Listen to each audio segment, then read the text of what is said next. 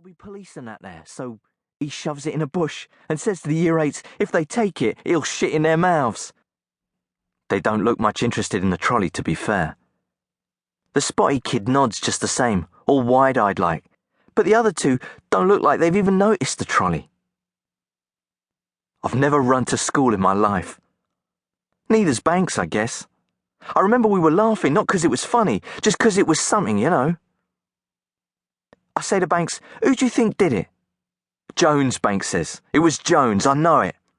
How do you know it? I just do. He was pissed all last week after Bickle made him sing on his own in assembly. Bickle, that's Mr. Travis, the headmaster. That's what we call him because, basically, he's mental. You won't tell him I said that, will you? Anyway, I don't say anything for a moment. Then I say, I bet it was one of them goths. One of them kids with the hair and the jeans and the boots they wear in the summer. Banks sort of scrunches his nose, like he doesn't want to admit it, but he thinks I'm probably right. Have you seen Taxi Driver, by the way? You should.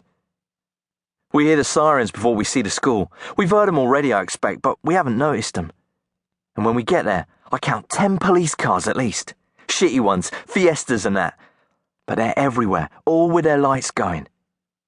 But I guess you know that. You were there, right? But you got there later. Thought so, 'cause it's your case, right? You're in charge. Sort of. What does that mean? Well, anyway, there are ambulances there too, and a fire engine for some reason. Some are still moving, just arriving, I guess. The rest are all across the street and halfway up the pavement, like someone's asked my mum to park them. I'm sweating and I stop, and I hear Banks panting beside me. We aren't laughing anymore. Everyone's going the opposite way. They're leaving the building, any rate. At the pavement, everyone's sort of gathered, hanging together in groups. There are some year 7s near the teachers, just outside the gates. The 6th formers are furthest away, across the road on the edge of the common, and just along from me and Banks. I can't see any of our lot, but people keep blocking my view. It's like 3:30 or parents' night or a fire drill or something. Or all of them things at once. Check it out, says Banks, and he's pointing at Miss Hobbs.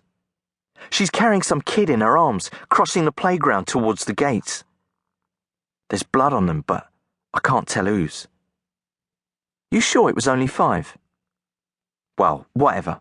So Miss Hobbs is crossing the playground, wobbling and swaying and looking like she's about to drop this kid, but no one helps her, not till she reaches the gates. All around her, kids are buzzing about, and the police, they're going the other way into the school. Then Miss Hobbs yells. She's got quite a yell, I can tell you. Like the time she yelled at Banks for flicking his sandwich crust at Stacey Crump. And one of the ambulance men spots her and legs it over with a stretcher. They disappear after that, behind the ambulance. And that's when I see Jenkins with the others by the lights. I tug at Banks and I point, and we weave in and out of the cars and over to the crossing. Where you been? Says Jenkins. What's happening? I ask him. Someone went Looney Tunes. In assembly, shot the whole place up. What?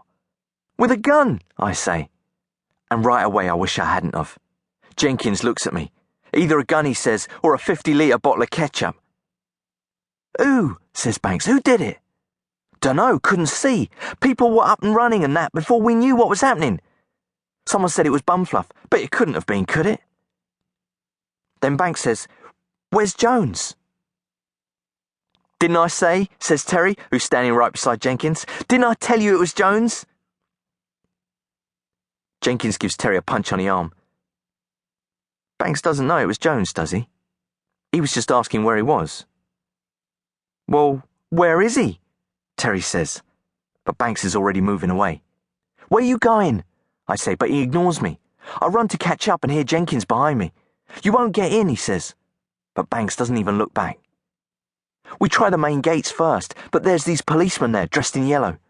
They look like stewards at White Hart Lane. They turn us back.